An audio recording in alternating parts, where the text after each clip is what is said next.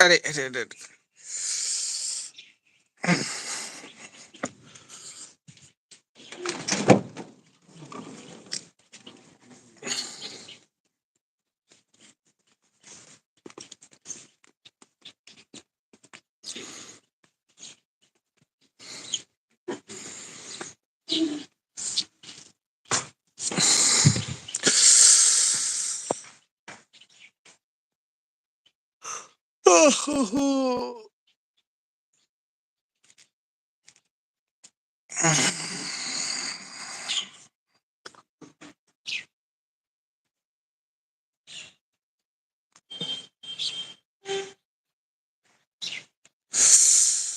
Hello guys, come, please. Oh, nice I watch on my video. Pretty fire, 27% मोटामोटी दा एसे सानफैनायखाय माने एसे माबाबाय दहाय फुङावथ' आयौ नैबे बिल्डिंफोरखौ नुवामोन डेन्जार खामोन सयथिबो नुदोंना लोगोफोर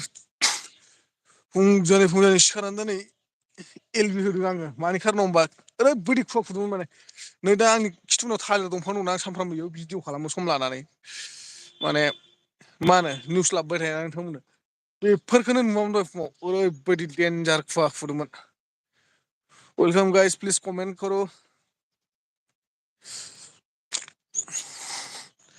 आज सुबह सुबह मैंने आप लोगों के लिए एक एलबी दिया है वो किस लिए मालूम है इतना ठंड पड़ा है हमारा आसाम में देखो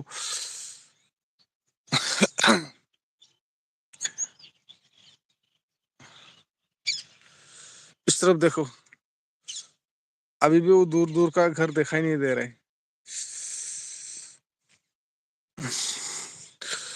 गुड मॉर्निंग लोगोफोर good morning please like Don and comment कर সকলোৱে চাই আছে যে কিয় কমেন্ট সমন নকৰে নেকি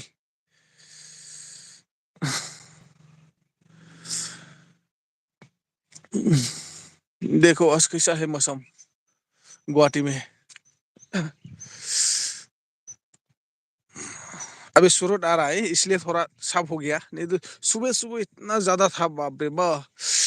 इस बिल्डिंग को भी देखा ही नहीं था सुबह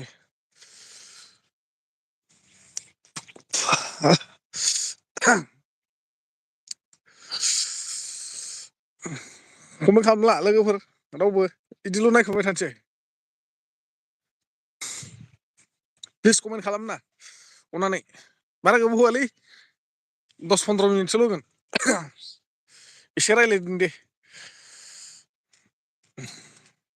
जो लोग मेरा एलबी में आया है प्लीज कमेंट कीजिए ज्यादा बात नहीं करेगा 10-15 मिनट सिर्फ एक तो कमेंट करके जाओ और आया है तो एक लाइक तो बन के जाओ यार प्लीज प्लीज प्लीज प्लीज 3 बार बोला है मैंने आप लोगों को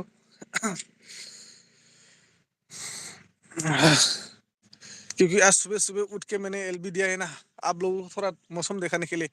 कैसा है आज सुबह सुबह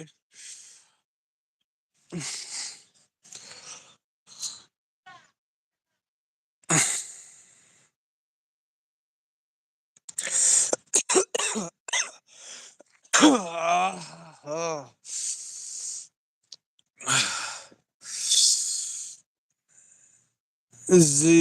गेमिंग मैन अमरांसु मैन अमरांसु मतलब समझ में नहीं आया यार क्या मैन अमरांसु ये कौन सा लैंग्वेज है जी गेमिंग प्लीज हिंदी मालूम है तो हिंदी में कमेंट कीजिए please M K status good morning आदा ओ फंबाय गुड मॉर्निंग एम के माब्रै दं फंबाय नै अयथासार खुवा खुदों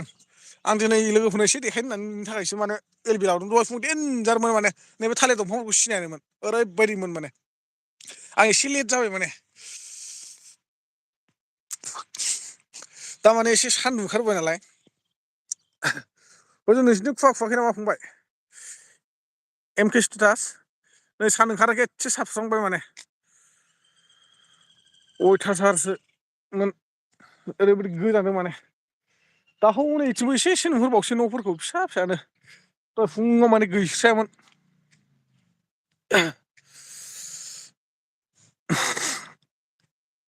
मोखां सोखां सुवाखै हाथाय साथाय फुनो मोनाखै बिदिनो सिखारबायबो फैबायबो आरो सिखारबावानोमोन आं दिनै नोंसोरनो माने फावखौ देखायनो होननानैसो सिखारदों नङाबाथ' दानो सिखारा आं गैयाबाबो 7:30 8:00 आदा नों मा जायगानि हो अ आङो ना फंबाय आं माबानि तेजपुर ढेकियाजुलि MK स्टेटास नोंलाय बहानि फंबाय खिन्थु बे दा आं देखायबाय थानाय जायगाया गुवाहाटिनिसो दै गुवाहाटि बे एयारपर्ट खाथिनि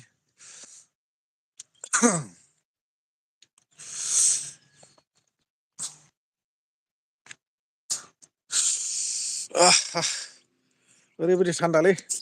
मबाइलखौ नैबे बेरायाव एसे सोनि माबा गामसा गुहां गुहां जादोंलै गामसासो गानदों आङो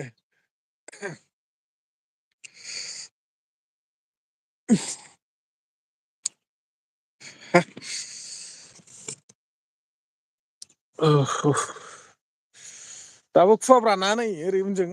अयथासार खुवा नुदोंना लोगोफोर अरे प्लीज लाइक देन यार प्लीज आया सिर्फ देख रहा है यार कमेंट ना करने से भी लाइक तो देखे जाओ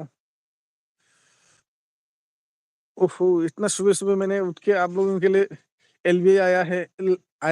लेके आया है मतलब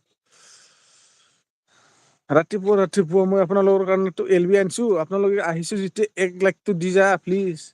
কমেন্ট নকৰিলেও কথা নাপাতিলেও নং मा जायगानि MK स्टेटास फंबाय माबोरै दं खबर सबर फुंबिलिनि समाव थफि गाननांगौमोनलै आङो थफिबो गानजायाना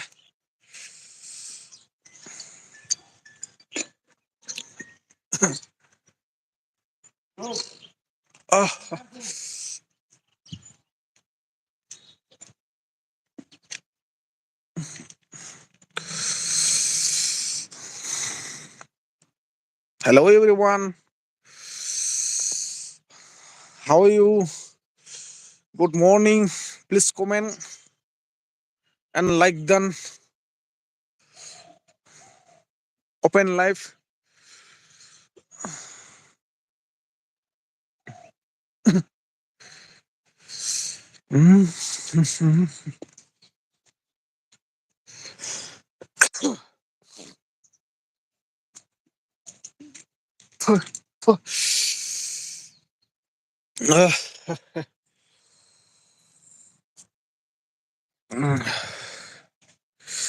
यूजी गेमिंग क्या हो गया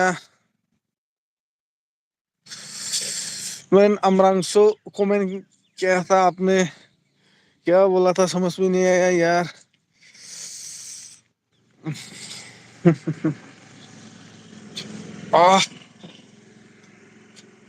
देखो ना मौसम कैसा है कमेंट कर प्लीज कमेंट नकरनि कामना लगे কথা নাপাতে মোৰ লগত আজি বতৰ কেনেকা হৈছে ছা পুরা নিও পৰি আছে নিও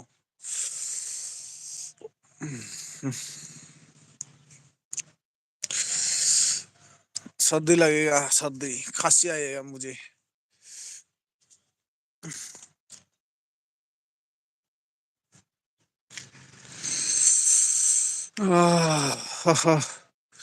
MK स्टेटास जोंनिथिं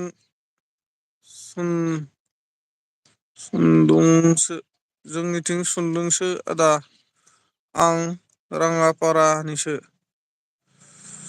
जोंनिथिं सुन्दुंसो माने फंबाय माने सान्दुंसो आच्छा अ सरि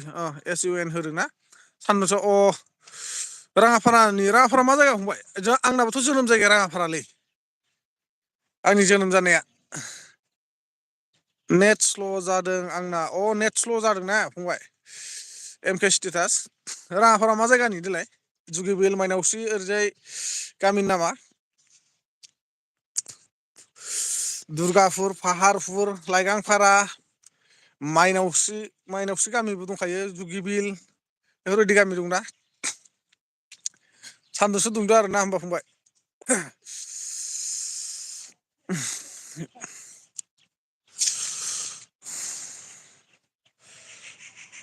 लोगोफोर जायफोर नायदों सिरि सिरि अननानै प्लिज कमेन्ट खालामदो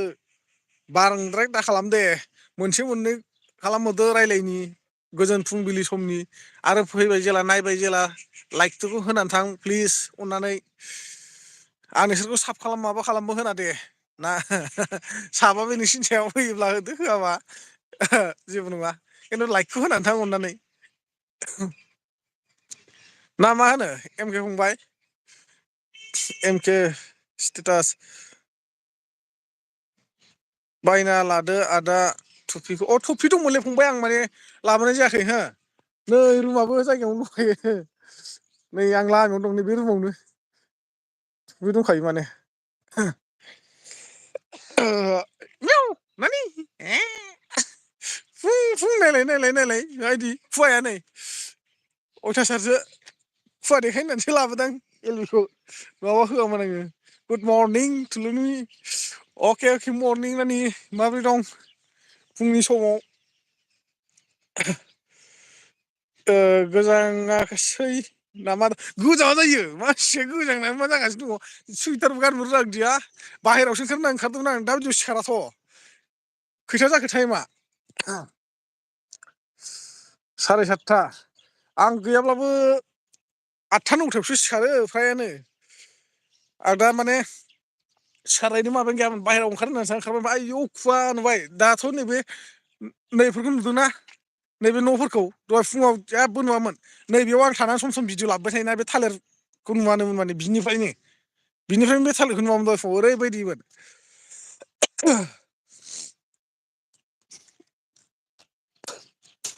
मोखां सोखां सुवाखै आं एक सेकेन्ड रावबो थांथ'नो हादो र'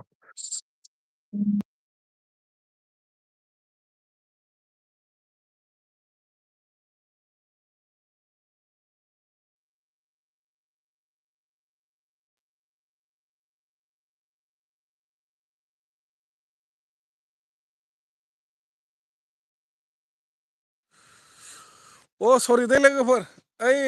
मा होनो जा गेदेरनि फिसाला माने फन हरदोंमोन माने गुवाहाटियाव फैनो थादों बेखायनो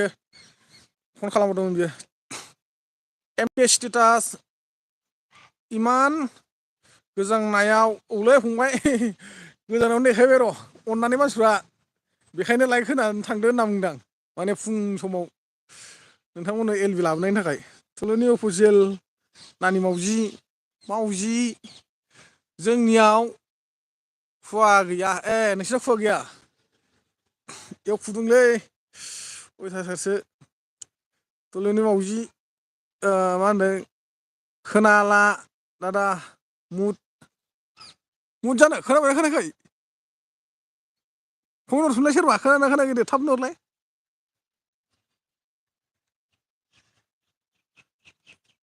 एमके स्टेटास माइनावसो आदसा माइनावसोनि फंबाय ना होमबाथ' नों बै माबाखौ सिनायोलै गालरमोनखौ माइनावस्रिनि गालरा खोनाफिनबाय खोनाफिनबाय दहाय फन फैदोंमोन जोंहा बिदानि फिसाला फन हरदोंमोन माने गुवाहाटियाव फैनो होनना बुंहरदों खामानिसो मावनो फैगोन ना मागोनथाय खामानिसो मावलाबायनाय खोनादोंमोन आं दाख्लै माइनावस्रि सेन्टारावबो हटेल होयोना बिस्राबो माइनावस्रि गामिनि गालर होनना बुङो बिस्राखौ सिनायो दा फंबाया एमके स्टेटास कमेन्ट हराखैलै रावबो नोंसोर सानैल'सो हरगासिनो दङ थुलुनि अफिसियेल बाजैमोनहा सिखारबाय नामा नोमबाजैया सिखारबाय राजाया सिखाराखै माने गगा मोनदों लोमजादों नालाय नोमबाजैया सिखारनानै दुगैगासिनो दं खोमा आं मोखांबो सुनो मोनाखै हाथाय सुनो मोनाखै आं माने दा बायदियाव सिखारखायानो मोनबा दिरि सिखारो आं एमके फंबाय माइनावस्रि आदा आंना गामिया माइनावस्रिनि साहा थिंजाय बे माइनावस्रि गामिनि ओरै साहाजोंना माइनावस्रि गामिनि आरो साहाजों मा गामि दंमोनलाय फंबाय ओरै सानजाजोंथ' जेनेबा माबासो गोलैहैबाय खोमा डाइरेक्ट मा होनो सानजाजोंथ' डाइरेक्ट दुर्गाफुरसो गोलैबाय ने दुर्गापुरनि माबाखौ सिनायो बै दुर्गापुर सारियालियाव जे गेलामाल दखान गिदिर दंना बे गेलामाल दखानाव जे हाबा जाफैदोंना हौवाया दा गदायलाबायना गदाय ओमफ्राय बे हिनजाव गिबि न'आ ओइ साहाजों दा सुमेन होनना बुङो बिदामोन नामखौ ओमफ्राय फंबाय नामखौ र' बोरैबा होनथारमोन आरो बै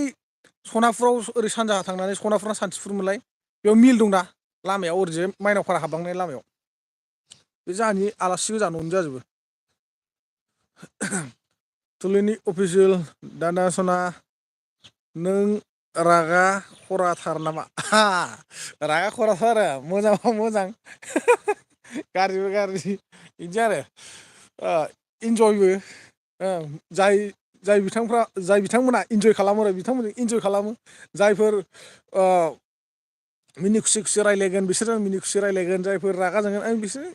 जोंफागोन आरो बिदि आरो आंना टाइपआ बेलेग सिखावनो थाबा सिखाव जाफानांगौनो हो गुन्दानि थायोबा गुन्दा जाफानांगौ माने संसाराव बयजोंबो थानानै सोलिनो गोनां जायो मानसि मोजांजों थायोब्ला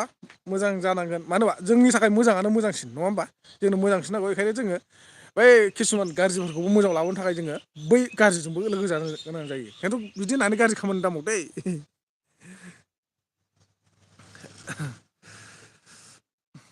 थुलु अफिसियेल ना नों रागा खराथार नामा थुलु अफिसियेल नोंबो लादो दादा गदाय थोद जाथ्थो जाथ्थो दाहोनखा मिथिखा हा मोनफाथारगोन नोम्बा मिथिनांगौबा दिगदार जाथारगोन नोंनो जानला मोनला दाहरखा मिनिदोंसो नों बहाय रावनि ग्लाब ग्लाबसो मिनिहरदों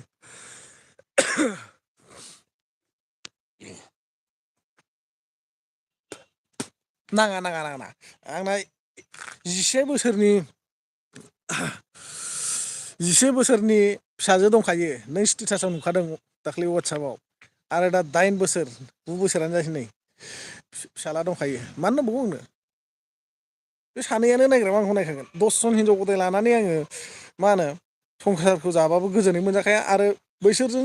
खांनाय लानाय गथ'फ्राबो नायाबा नायखानाय नङा नायनांगौबा सासेयानो नायगोन मिथिबाय मावजि सरि दे दादा सरि अके जेबो नङा एम के स्टेटास औ सिनायो आदसा सिनायोना फंबाय बे गालरखौ आं बिदा जायो दे आरो बिसोरनि फुराना न'आ जोंनि दिखियाजुलियाव फुराना माने फुरानाया राङाफारायानो एक्सुवेलि हा बिनिफ्राय माने बिमा बिफा गासिबो दिखियाजुलियाव थाजोबो आरो जोंजों गामिसेथारमोन आरो दाबो जों गामियाव हा दङ खिन्थु बे बेलेग गामियाव माने जोंनि गामिजों सिमासे जायो आरो बे गामियाव न' लुनानै थाहैबाय आरो माने हाया दाबनै जाबाय नालाय थुलेन अफिसियेल जास्ट जकिंसो दादा औ दे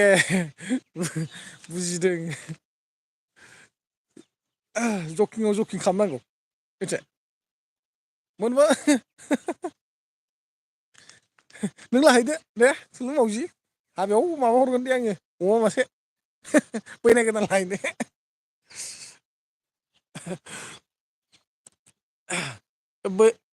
बैनायजों रायज्लायना लायनानै बेलेगनो हैनोसै आं नोंखौ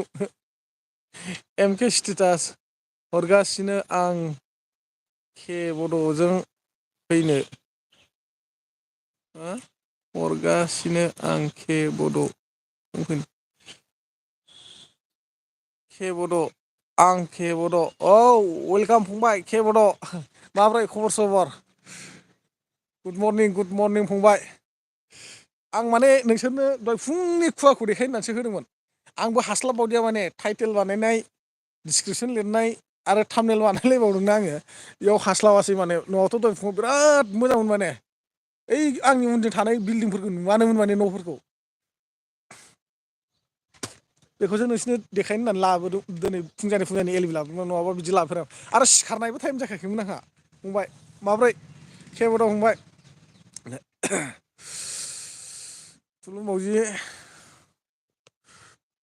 थुलुन मावजि औ दादा आं लागोन मोना माथो नागिरबाबो रावखौबो मोनाखै नागिरनानै नागिरना हरगोन आं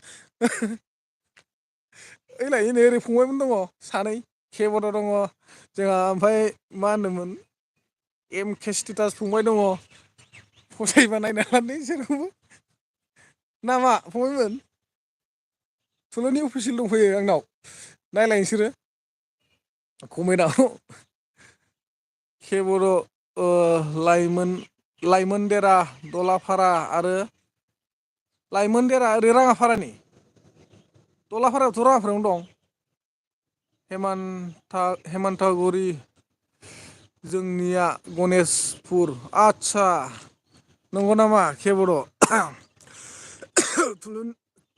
थुलुनि हेलौ औनो थुलुनिनो थुलुनि हेलौ नुदों जोंना केबद' फंबाय प्रदिप नार्जारि आं दिनैनिफ्राय लोगो अ प्रदिप नार्जारि आं दिनैनिफ्राय लोगो थारमाने आदसा वेलकाम प्रदिप बरायना लाबाय आंनि एलबि आव जाहाथे नोंथाङा अरायसम आंनि भिडिअ'आवबो फैबाय थागासिनो नङा होमबा दे मोजांनि बाथ्रा फुंनि समाव माने आं माने आदा माने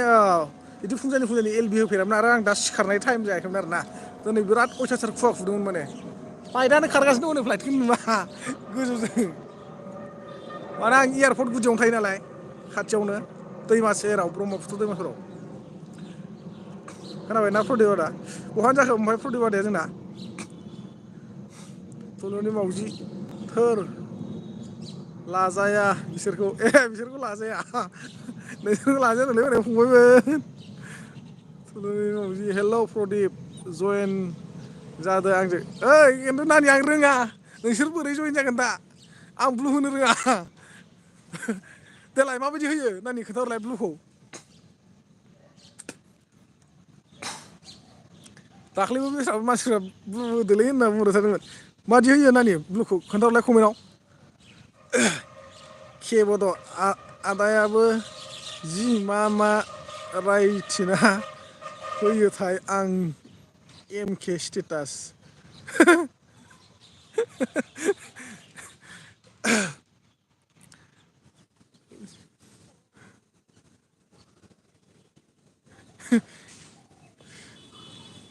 केबद' जोंना थुलुनि नानि माबा बिबोनां नागिरनो थिनदोंलै आंनो जिरिना बर' बसुमतारी हाय आदा मा खबर अ जिरिना हेलौ बाबा आं खबरा मोजां फुंजानि सिखारबाय आं दिनै सिखारफेरा माने अयथासार खुवा खुदोंमोनलै दहाय जिरिना नानि खोनाबाय अयथासार खुवा खुदोंमोन दहाय फुङाव बेखायनो आं नोंसिनो देखायनो होननानै लाबोदोंमोन आरोखि दा गैला नै सोरांबाय सान्दुं ओंखारबोबाय एसे हनै प्रदिप नार्जारि गसाइगाव आदसा प्रदिप नोंथां गसाइगावनि ना आदाया गसाइगाव मा जायगा आदा जानालि रायमना बनरगाव ना मा होनो आं ओरै जुमदुवार खाथियाव थांखांबायलै बन गामियाव आदा आइ लाभ इउ बाजारा बेयाव जोंहा बिफानि बिदामोन दंमोन आरोना माने दा आयं बोराइया गैला आयं बुरि दङ आदामोन दङ गोजाङाखै नामा आदा जिरिना गोजाङाखै नामा आदा गोजांदोंमोन गोजांदों ओमफ्राय दा एसे खमायफिनबाय आरोखि मानो होनबा सान्दुं दुंबायना सुइटारबो गानासै थफिबो हमासै खिन्थु गुजुसिगोन आं मोजाङै ओरैनो एसेसो गुजुखानायमोन जिरिना बसुमतारी बर' बसुमतारी टाइटेला मारै मोननै नानि नोंनालाय गुड मर्निं आदा औ मर्निं थुलुनि अफिसियेल हेलौ जिरिना गुड मर्निं हेलौ जिरिना गुड मर्निं नै थुलुनिया गाबज्रिहरदों जिरिना बर' बसुमतारी 5K जानोसै आदा कंग्रेसुलेसन अ वेलकाम नंगौ नामा थेंक इउ नोंसिनि अननायावनो दे बिदिनो जाथारसिगोन मोखां सोखां सुनो मोनाखै हाथाय साथाय हुनो मोनाखै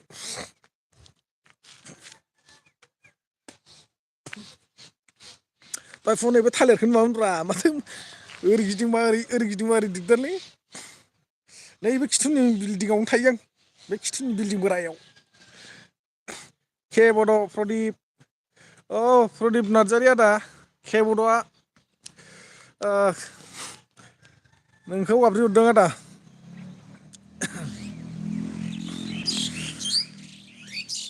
थांबायसो नामा प्रदिप नार्जारि आदाया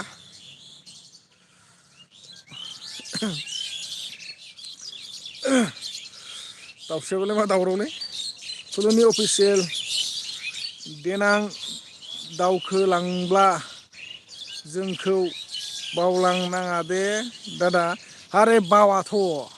नोंसोरखौ आं अलरेडि साब खालामना दोनखाबाय नोंसिनि भिडिअ नुखागोन बे चेनेलाव नङा बै चेनेलाव आरो दस्रा आइडिजों नुबाय थाखागोन आं मोननै ना मोनथामजों खालामना दोनखादों मिथिबाय। प्रदिप नार्जारि जाना लिगन जाना लिगना बे जानालिखौनो होनो ना आदा प्रदिप सराइबिलनि साहा दा बे बनगामिनि खोलानिया आइलाबि बजारनि खोलाना ओरै लाफा खंखर थांजायो माजायो ना बेखौनो होनदों दा नों जानालि गना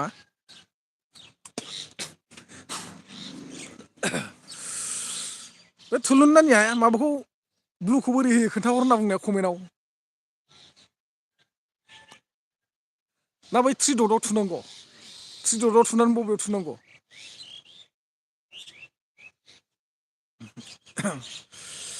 रोङालै ना नैबे नोंसिनि माबायाव प्रफाइल माबायाव थुनांगौ कमेन्टनि बै माबायाव लग'आव नोंसिनि लग'आव गुवाहाटि मा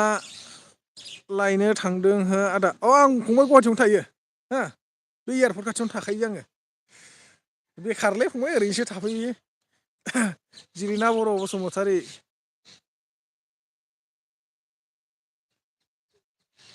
WTआ खावसे बेनावथाय खालि WTनिल' WT खावसे हरदो आदा आंनो बिनानाव सानोब्ला माने सानोबा WT हरबासो माने बिनानाव साननाय जाहैबाय आरोखि र' सिन्था खालामनाङा नोंनाबो जासिगोनथ' नोंनिखौ स्क्रिनसट मारना हरग्रो आंनो वाट्सएपाव नायनि आं बेसेबां दं वाइटिआव थांनानै थुलुनि अफिसियेल प्रफाइलाव प्रफाइलाव थुनानै दे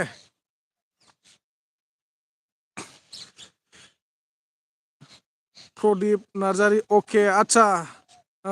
बे जानालिखौनो होनो आरोना जानालि गाउन रायमनानि साहाजोंनिखौ ना प्रदिप आदा जिरिना बसुमतारी नानिया मा होनदों ओंथ' जोंनि कमेन्टआव नोंसिनि कमेन्टआव ने नोंसिनि कमेन्टआव थुनानै र' बेनि उनाव लास्ट अपसनाव थु एस मनिटराव थु लास्टाव आदसा र' थुलुनियावनो थुनोसां एस मनिटर आदसा थुबाय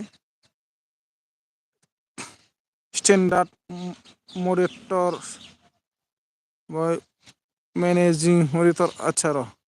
आदसा स्टेन्डार्ड मनिटराव थुनांगौ ना मेनेजिं मनिटराव गोजौनि फार्स्टनि अपसनाव ना गाहायनि फार्स्ट माबायाव सेकेन्डआव दे बेखौल' खिन्थादो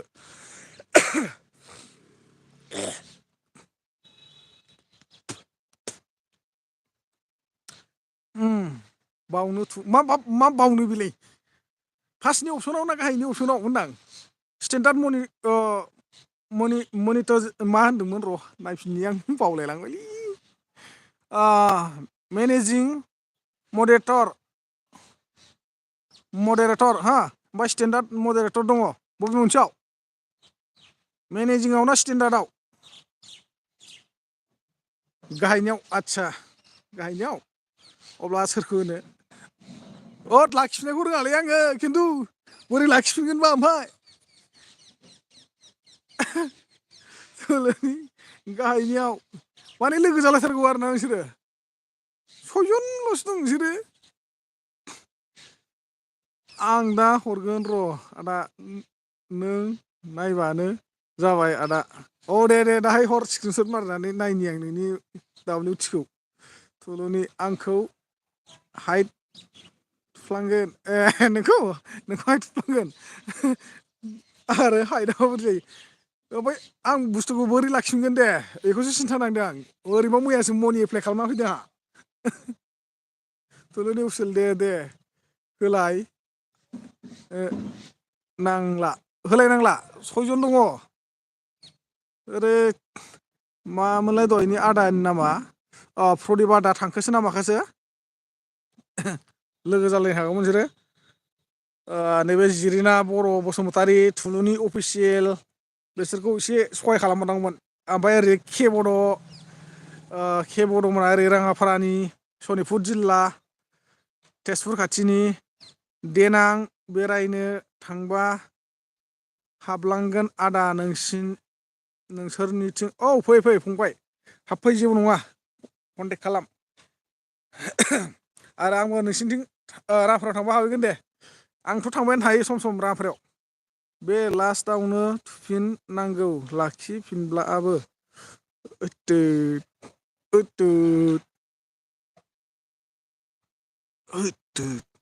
होद थुलुनि रायलाय नोंनिखौ जाबायना जायाखै थुलुनि अफिसियेल नाव दा स्टेन्डार्ड ट्राय नोंनिया जाबायना जायाखै कमेन्ट हरलाय देलाय थुलुनि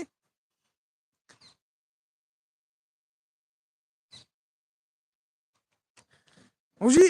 दे हाय जाबायलै र' हलाय जाबाय जिरिनाया आंजों लोगोखासो दादा आदसा जिरिनाया नोंजों लोगोखा ओमफ्राय बै केब'द' फंबायमोनहा लोगो नंगौ नङा केब'द'आ थुलुनि अफिसियेलजों लोगो दंना गैया दे दानिया सोर सोरनो बुंनांगौ बुंदो जादों आदसा र' जिरायनाखौ दांना होनि है या जाबायलै जाबाय जिरायना थुदोंमोन नोंखौबो नायलाय कमेन्ट खालामलाय केब'द'जों दंना गैया थुलुनि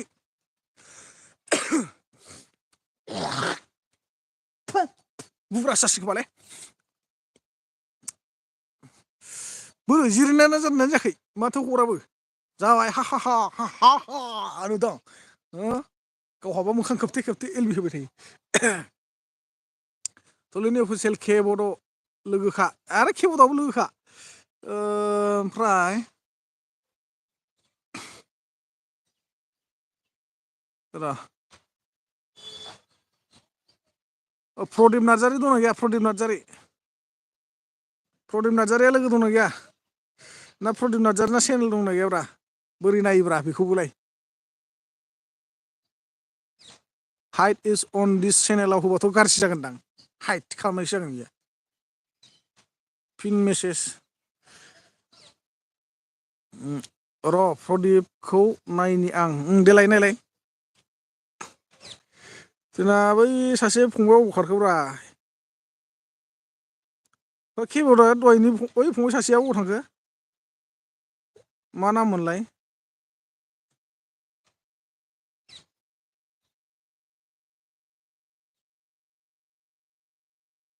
एम के स्टेटास फंबाया बहा खारखो खारबाय नामा एम के स्टेटास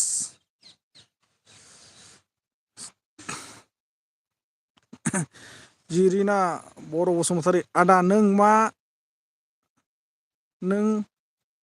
आदा नोंनालाय मा एसे दसेनो साबा हारसिंनो बारायबाय थायो आदा दा जोंनिया जाहैबाय पलिटिकेल निउस नालाय माने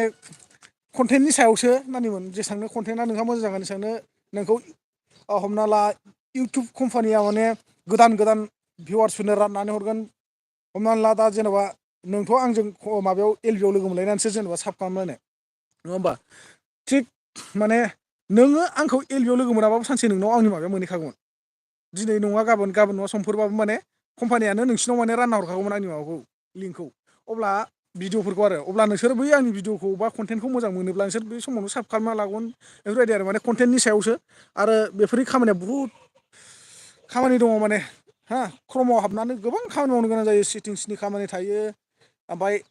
टेक्सनि खोथा थायो एड्सनि खोथा थायो बुहुद बायदिसिना लिरनो गोनां जायो है जाथो जासो फैयोलै फुंजानि आंबा एलबिसो होबाय दङ मानसिफोरजोंसो रायज्लायगासिनो आं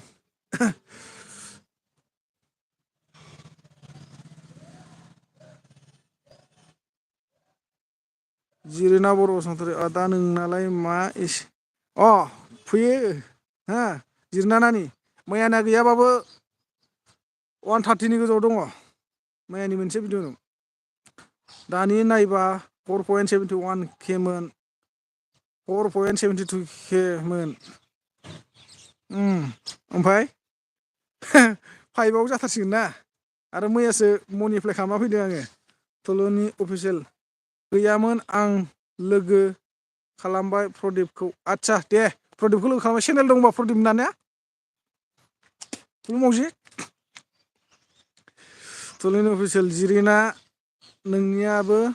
4K जाथारसिगोन औब्रा जिरिनानाबो 4K जाथारसिगोन बिराद आंखौसो आदा WT हरना बिराद हारामी साला WT गावनाबो 4K जासिगोन माबाया ओमफ्राय खिन्थु WTआसो बेसेबांथाय स्क्रिनसट मारना हर आंनो वाट्सएपआव नायग्रोनि आङो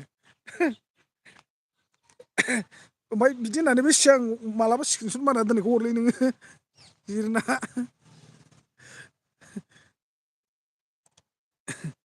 4K जाथारसिगोनलै जिरिनानाबो आच्छा थुलु मावजि दे चेनेलाव थांनानै चेक खालामनायखौ मारै खालामो खोन्थाहर देलाय मायाव थुनांगौ गैला दिनैनिफ्राय मोजां गुजुसिनबायसो मोनबाय आं आयदै बोराय देहाफ्रा सिंस्रिया ब्रं ब्रं मोनबाय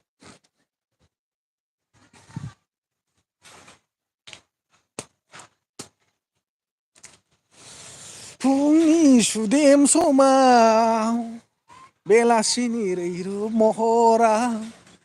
खालामबाय आंनि गोसोखौ उसाव बादाव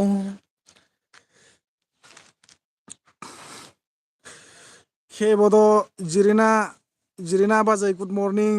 माने केबद' फंबाया जिरिना बाजै गुड मर्निं होनना बुंहरदों रिटार्न मर्निं हरद' जिरिना बर'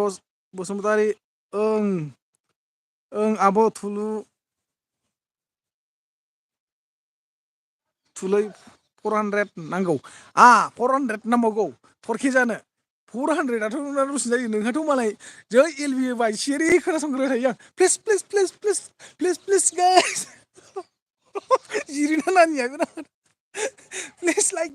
दोन साबस्क्राइब मोजागोन आरो इयो बिराद डेन्जार होगोन इंलिस सोलाय असमिया सोलाय माबा सोलाय सोदेरबाय थागोन आरो गोदान लोगो फैदोंबा प्लिज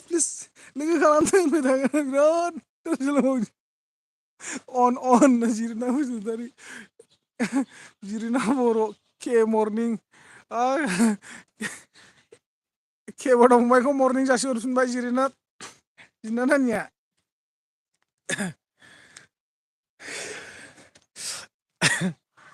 जिरायसै र' अवालाव फुख्रि अवालाव आयदा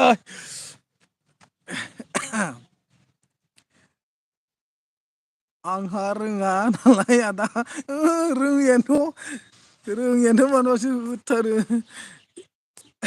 इंलिसलाय हिन्दीलाय असमियालाय होबाय थाथारो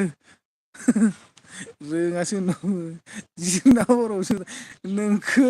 बिदा लेंनोसै आं बिदा दंखायोना गैखाया निजा बिदा दंखायोना गैखाया आंहा खिन्थु बिब' आरो बिनानाव गैखाया दै संसारावनो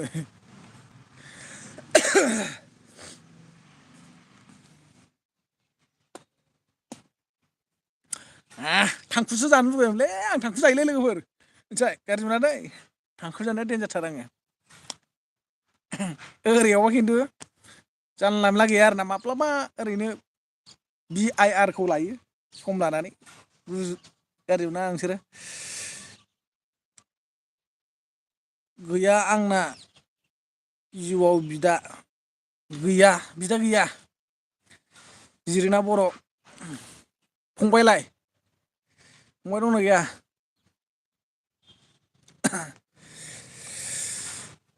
केबद' फंबाय थुलु मावजि खारबाय नामा मा सिरि जाखो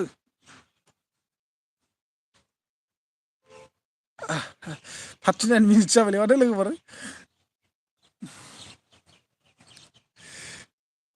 दसे थाबावगोन ना सेथेनोसै लोगोफोर फंबाय जिरिना थुलु मावजि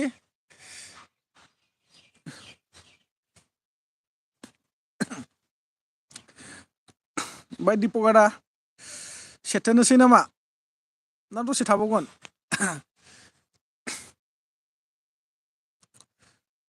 फंबाय दं र' फंबायलाय साबेसे आंहाथ' बिब'बो गैया बिनानावबो गैयालै नोंहा फंबाय दंबावोसो खाफाला मोनदासो खाफाला ओमफ्राय नैदि एसे खाफाला हाबसोनाया माथो माहाजोन जायो होन्दोंब्रा आंलाय माथो जानोनो रोङा गोदाव सोराव गुवाहाटियावसो थानांलाबायखो आंलाय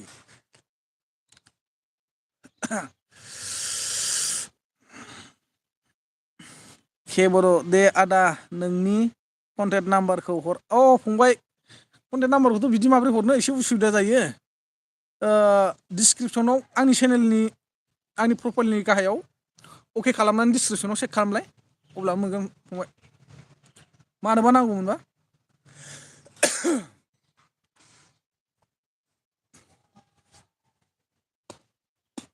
आरो बै जिरेना मोनना बिहर जिरेना थुलुनि बिसिनाव बिहर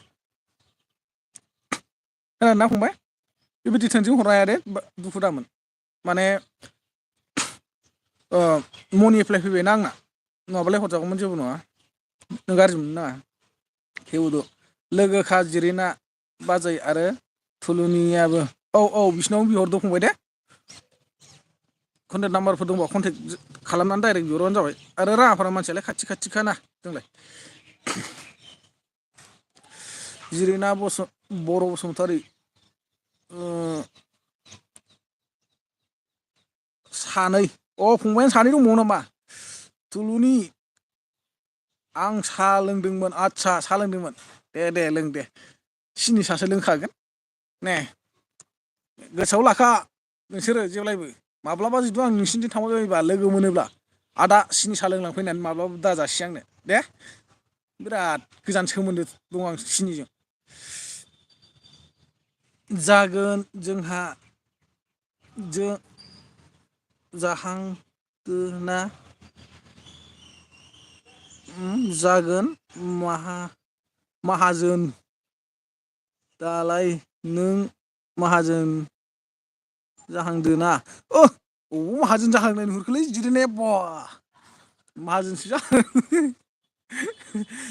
गावस्रासो माहाजोनथार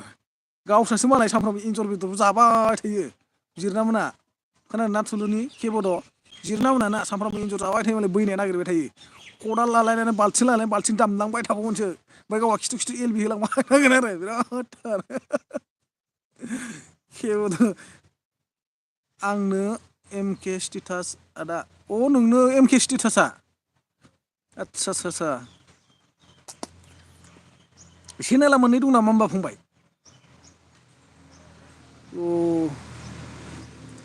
दे थुलुनि अफिसियेल आंहाबो बिदा गैया फंबाय सासेल' दं नोंहाबो बिदिसो होमबाबो नोंस्रा मालाय बिदा गैयिनि जायगायाव फंबाय दङ आंहाथ' बिब' दं ना बिनानाव दं देलाय खाफाला नोंसिना एसे मोजांबावसो बे बाराव माहाजोन जासिगोन दादा बबाव माहाजोन जानो जाया निसा गोजांसो गारबायलै दासो माबा सान्दुं ओंखारनानै एसे सान्दुं जिराय र' आयदै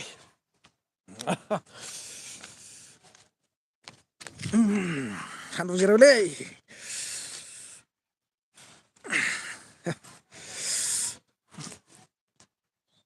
खिनोबो ओंखारगारबायलै खिनांसिगोन दुगैनासो जानो लुगैथारालै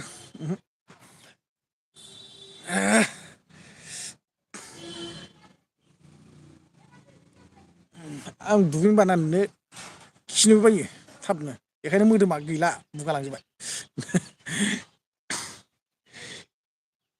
इन्जय खालामनांगौलै लोगोफोरना थांनानै थासान्दियाव इन्जय थुलु मावजि बे बाराव माहाजोन जासिगोन दाना माहाजोन गावहा माहाजोन नालाय बेटारि गारि बें सालायबाय थानो हायो जिरेना बर' बसुमतारी अन दे अनलायलायबाय था अनला ओंख्रि जा आरो अनलायलायबाय था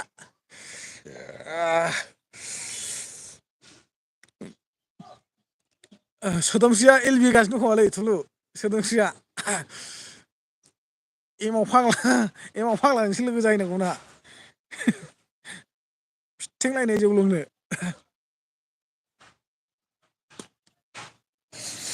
ओइ बिमा फै नै बिमा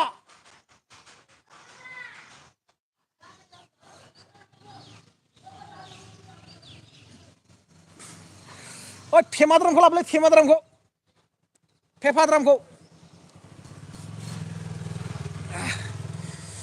एलबि होयैनो नोंसोर रायलायना एसे मख्लायनानै जानांसिगोनलै र' माबा जानाय नंला ब्लुखौ लाखिफिनदो दादा दे दाना ब्लुखौ बोरै लाखिमोनलाय थुफिनबाय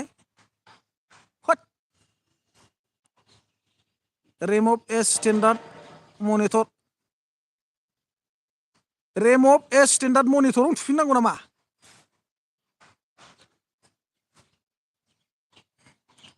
हा नानि थुलुनि मौजि बाजैया बहानि आदा बाजैयाबो आंना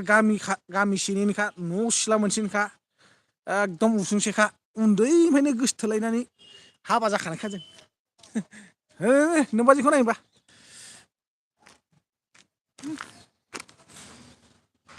मा जाखो गुड मर्निं होनहरदोब्रा गुड मर्निं गाइस मोजाङै दंना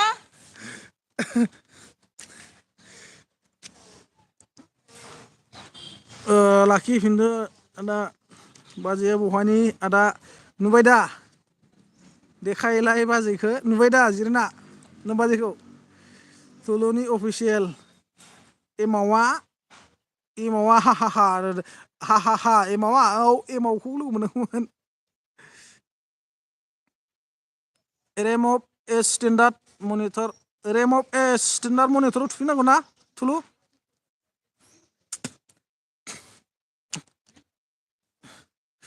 मोजां बाजै मोजां ना नों बाजैया मोजां जाखागोन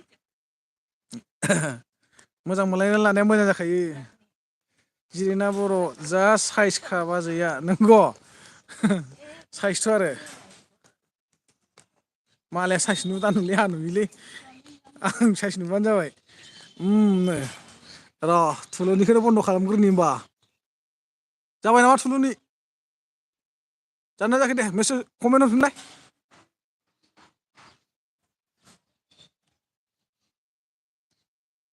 थुलु हाबाब मोनसे आखर लिरना हरब्रा एफा गोबाव नामा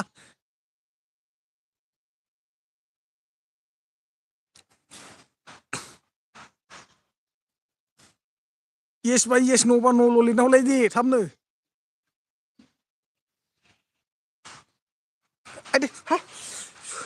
आखाइ खेला खुन्थासो बाव सौथुलायलांबाय आंहा फंबाय खारबाय नामा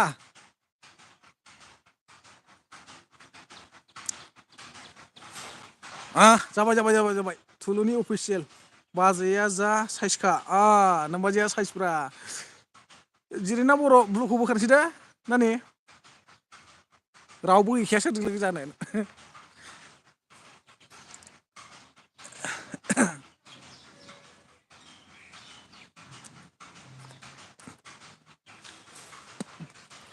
केब'द फंबाय खारबाय नामा ओं आदा मालायजोंलाय मा खोथा आदा गाव मोजां नुबानो जायोना औ मालायजों मा खोथाथ' मालाया हांगार नुबाबो मालायनि थाखाय हांगारा आंनि थाखाय सना फिथर ना मा ओरैनो मोजां मोनलायना लादों होनबा जों उन्दैयाव मोजां मोनलायखानाय जोङो उन्दैनिफ्राय मोजां मोनलायनाय जोङो बै समाव दानि बायदि जुगमोनबा हमजागौसोमोन आं हमनो माने हमालै बे समाव मा होनो हादान एरिया जोंनियाव रावबो पुलिस माबाफोरा थाङोमोन खिन्थु बेफोरबायदि केसनि थाखाय थाबायाखैमोन आरो मानसि नागिरलाबायनाय मानायसोमोन दे जाबाय ब्लु लाखिनाया जाबायना जिरिना बर' बसुमतारी अके थुलुनि अफिसियेल आंनिया जाबायना औ जाबायथ' ब्लु गैला माथो थुलुनि अफिसियेल येस बे येसखौ दासो हरबाय नोंखौ ब्लु बोखारना जादोंना जायाखै नायनो थाखायसो दहायनो हरनो थिनदोंमोन आङो दासो येसनो मावजिना मावजिमालै ये हे मेरा साथि जिबन नोमबाजै हगारगोन आं नांगौबा बेखौ गारा आङो मिथिबाय नोंसोरो कमेन्ट नुबाय दा कमेन्ट नुदोंथ' र' कमेन्ट नुगासिनो नोंहासो माबा थुना लानानै आन्दाय गोरोंखाय आंथ' रोङा नालाय जालाब्रा थुवा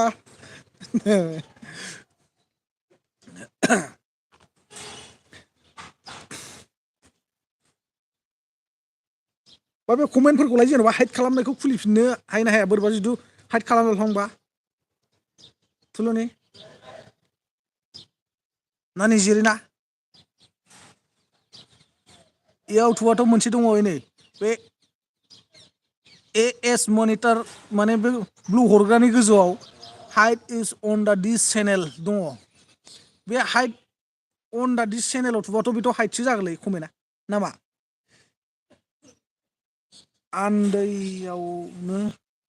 उन्दैयावनो हाबा लानाय औ उन्दैयावनो हाबा लानाय नामा आदा औ उन्दैयावनो जादों जों गैयाबाबो आंनि बैसोआ बे समाव 18फोरल'सो दां 18 ओमफ्राय नोमबाजैयाबो 14-15ल'सो खोमा उन्दैयावनो हाबा जानाय जोंना फिसाजोआ 11 बोसोर जाबायना देखायगोन नोंसोरनो मालाबा देखायनोसै खिन्थु थुलु मावजिया वाट्सएपआव नुबायलै स्टेटासाव जिरेना बर' हायो माखौ हायो जिरेना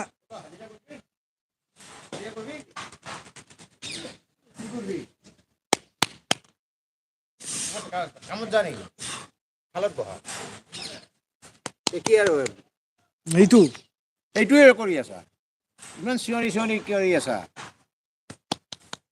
কৰ মানে পানেৰ লগত কাম কৰ 500 টকা হাজিৰা দে পাবি কমেণ্ট দে লগৰ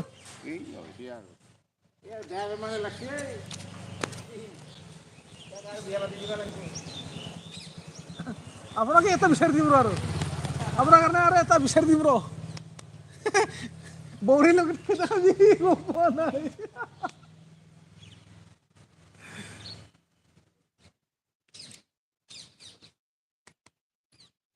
दोननोसै ना लोगोफोर जायो हाइडखौबो खुलिफिननो जायो ने खुलिफिननो हायो ने आच्छा केब'द र' दे आदा दसे केब'द माबा खानोसै नामा बन्द' खालामखानोसै नामा अननानै नामा आंबो एसे मा होनो मोखां सोखां सुना लादिनि एसे साफा जादिनि गसल जाहैदिनि नङा होमबा जिरेना बर' अन दोनलायदिनि नानिमोन नोंसोरबो खामानि दंबा खामानि मावदो थुलुनि अफिसियेल हाइड थुफ्लांबा आनहाइड खालामफिननांगौ बुजिदों दे सोर दंफैबावोब्रा कमेन्टआवथ' नोंसोर साथामल' हरदों नाथाय आरो साइडआव साथाम थाखुमाना नायगासिनो दंबावो साथाम माने साब्रैयानो दङ नायखोमानाया कमेन्टसो हराखै बिथांमोना थुलुनि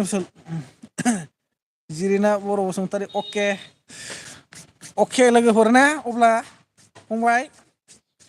दे बाय नुदो दे खनसे बाय लाभ इउ टु नुदो दे खनसे बिदा हिसाबै गासिबोथ' बिदासो जाजोबो आंखौ फैनाय मानि जोंना आदायाथ' दहायनो ओंखारलांबाय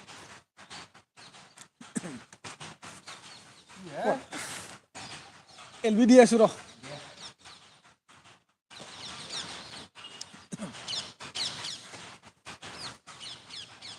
थुलुनि अफिसियेल बाय दे दादा अके बाय थुलुनि जिरेना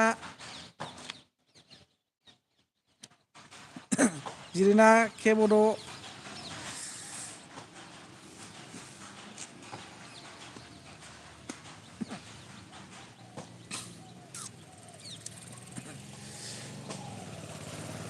थुलुनि अफिसियेल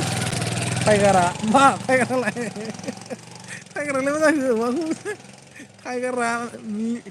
राबन बायदि मिनिग्लाबनानै टाइगारा नोंखो जिरेना बर' अके बाय नानि आदा बाय औ बाय थुलुनि अफिसियेल बाय टाइमाबो जाखाबाय 54 दोनबाय होमबा बाय मोजाङै मोजां थादो दे लोगोफोर दे